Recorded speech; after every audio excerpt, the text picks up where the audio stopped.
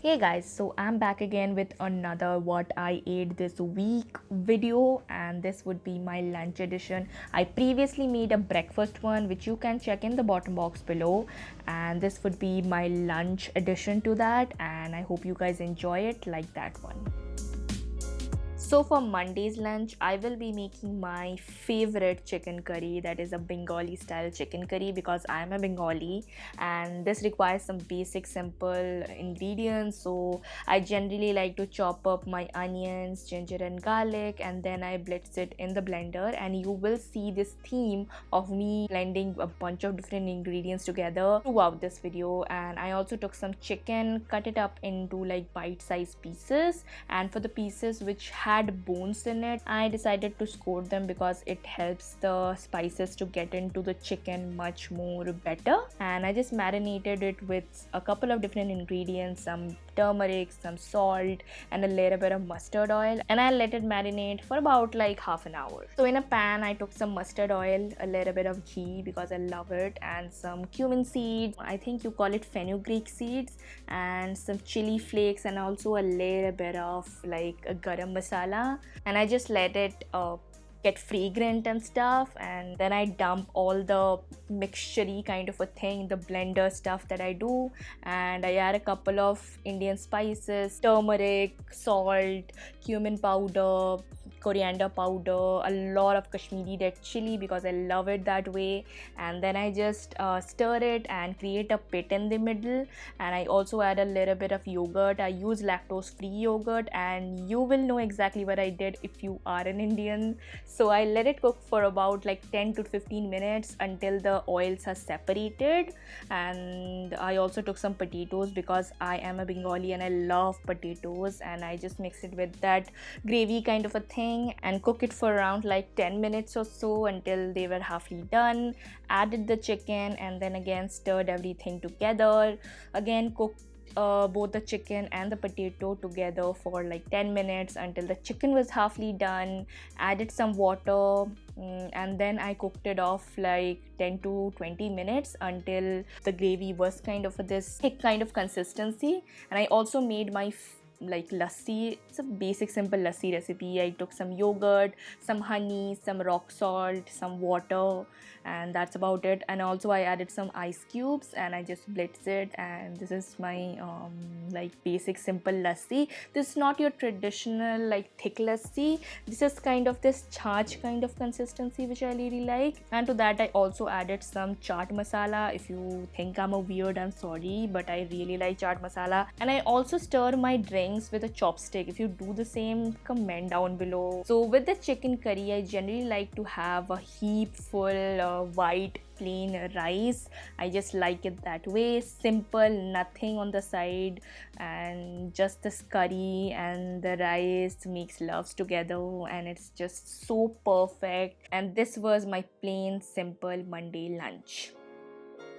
So for the lunch next day, I decided to make some macaroni or red sauce pasta, anything you call it. I took some vegetables, mainly like capsicum, carrot, onion, mushrooms, and some ginger garlic, and I just chop it up into like this bite-sized pieces, like the pieces which will look pretty but have a bite at the same time, if I make sense.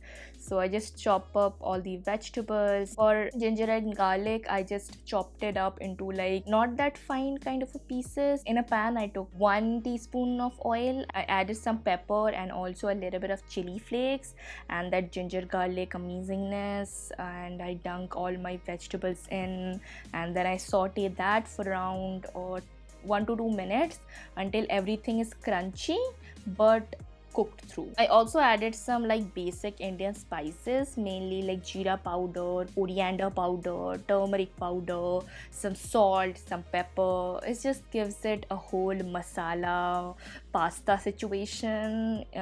Try it, don't judge it, you will like it. This is my boyfriend's recipe, by the way. So after everything is cooked through, I just make a pit in the middle, half a teaspoon of pasta sauce, lot of ketchup, and piri piri masala or piri piri powder. I like it very much, or you might call it peri peri. It's just piri piri in India, and this just gives it a whole another taste to this pasta.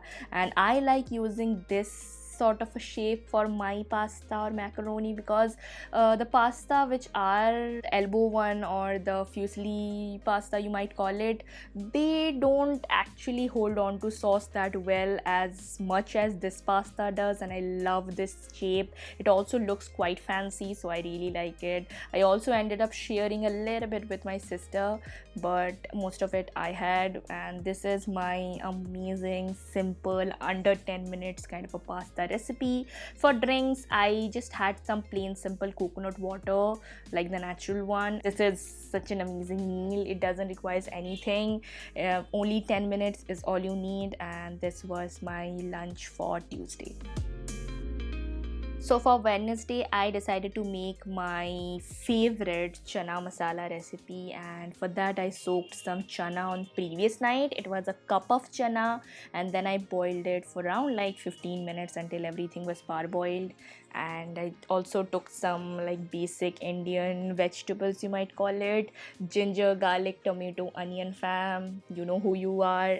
Comment down below if you are that fan. And I also took some this cubes, which I generally freeze the leftover part that you get from having the tomato puree. It's quite huge. And for rice, I'm substituting that with a little bit of millet. This is foxtail millet, and it is quite healthy for you because it has a lot of fiber.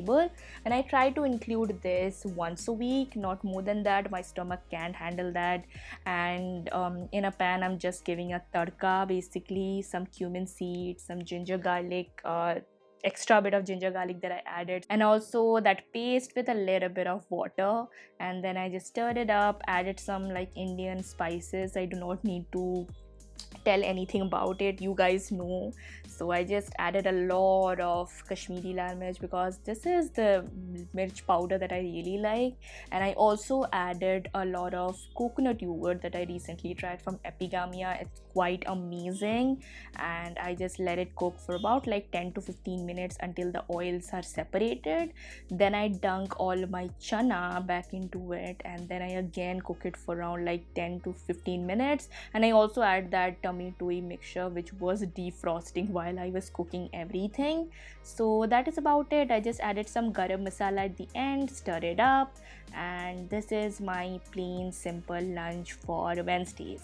And this foxtail millet is really nice because it has a similar consistency of dalia and rice together, so it really pairs up well, and it can potentially substitute the rice intake. I do not like brown rice because it's the same calories, so why bother? But this one is a lot better. I will highly suggest you guys to try it because this combo just works amazingly. And I also had some like sprout salad with a little bit of tomato on the side, which I forgot to mention. And for the drinks, I didn't had any. So for the lunch next day, it's a very special recipe and a very delicious recipe. So it is my soya pulao recipe. So I took some rice, mainly like 1 cup of basmati rice, and I then washed it and pre-soaked it for about like an hour while I was preparing my vegetables. So for vegetables, you take anything you want. I just took anything that I had in my pantry or my fridge. So, and also a lot of coriander leaves because I really like coriander leaves. And I just chop it up into like pulawi vegetable sort of a thing, like the stuff that you quite generally see in pulao, if I make sense. And I also took some green chilies, like 2 or 3 green chilies. And for onions, I separated them into like this cube so it will have a little bit of crunch. And I also decided to add some tomato to it. And for coriander leaves, you can skip it with mint leaves. And this is the yogurt, by the way, the lactose free yogurt that I was talking about. It is amazing, and I have it every single day. It doesn't gives me bloating or anything. And I just prepared my favorite tomato raita, which is so simple yet so tasty.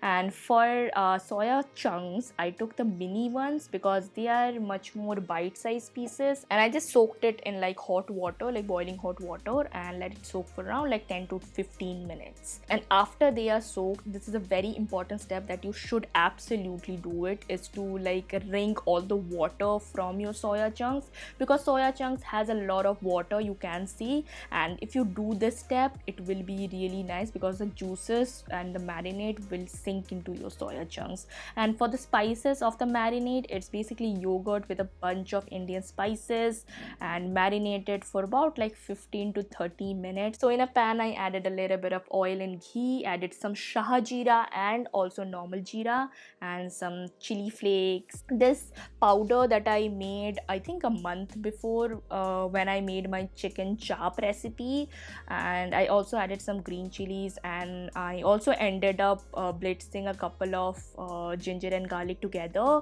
which I forgot to mention. And also this Indian thing that I do, it's so typical of India, but it's so not wasteful and I really like it. And I also again added a little bit of that chopped masala, couple of different Indian ingredients that you have in your masala dabba, and also salt, a lot of Kashmiri lal mirch because I love Kashmiri lal mirch. So after sauteing it for about like 5 minutes or 6 minutes, I generally add all my soya marinade and I cook with the marinade for 5 minutes, and then I add some sugar because it just balances out the flavor.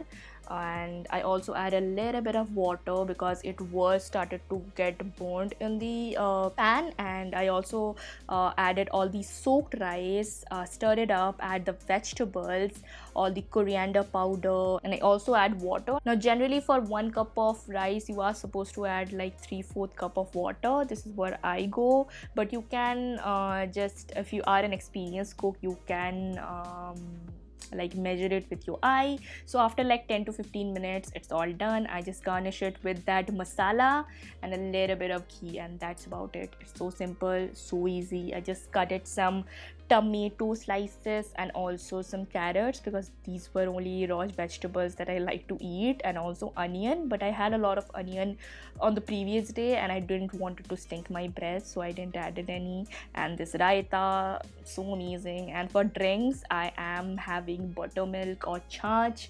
I love chach, but I don't know how to prepare it quite right in home, so I have the pre-packaged ones. Really easy, you just need to like mix a couple of ingredients and that's about it.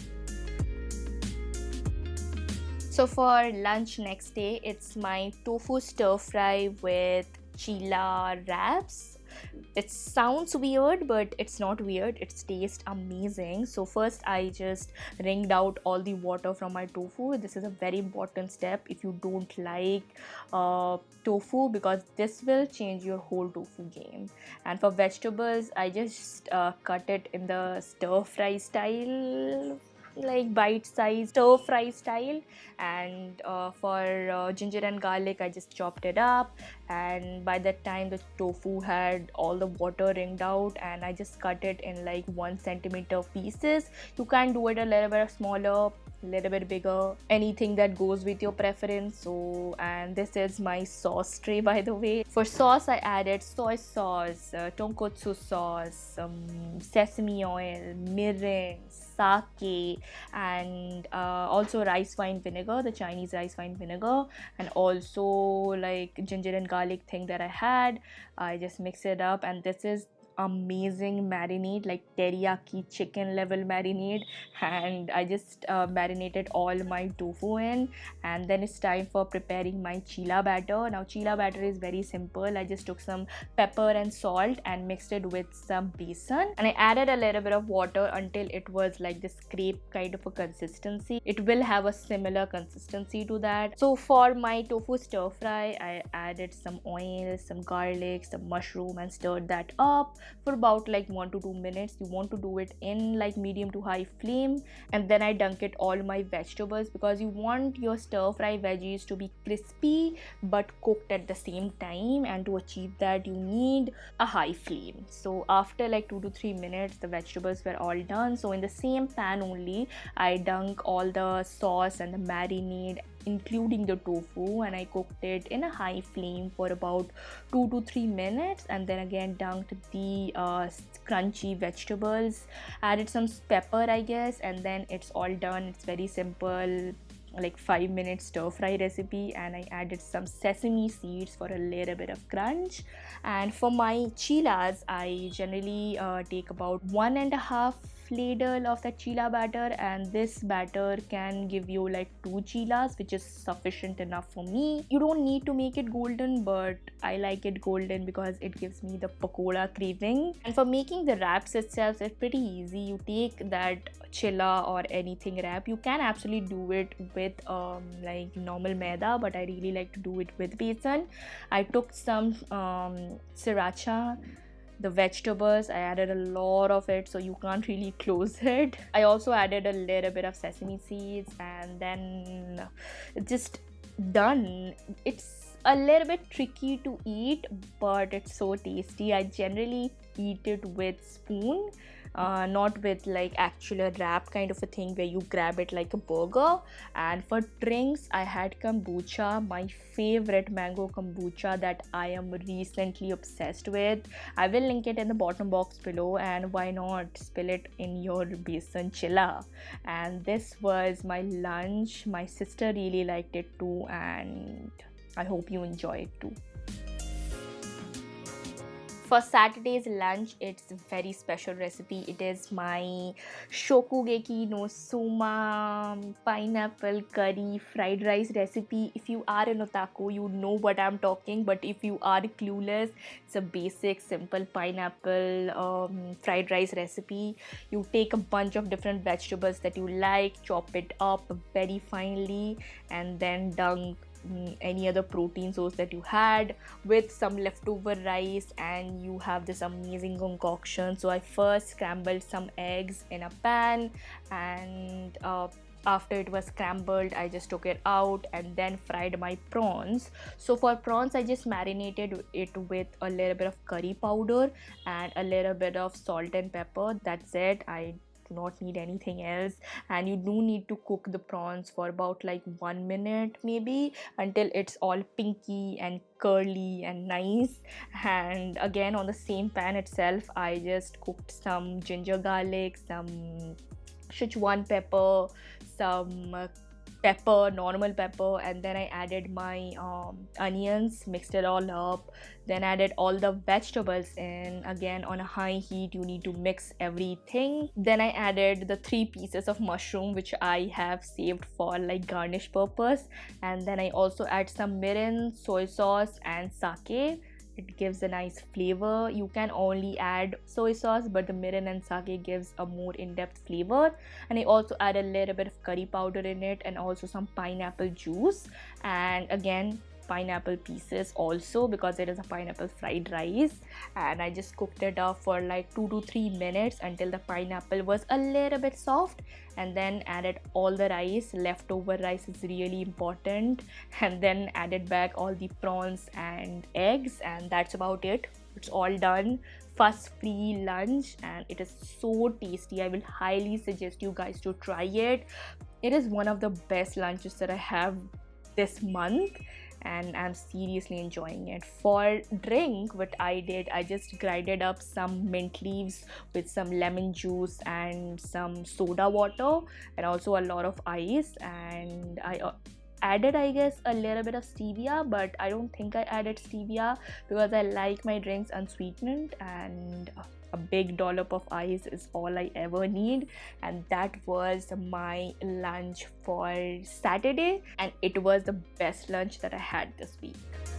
And for Sunday, I took a takeout. I'm sorry, but I needed a cheat meal.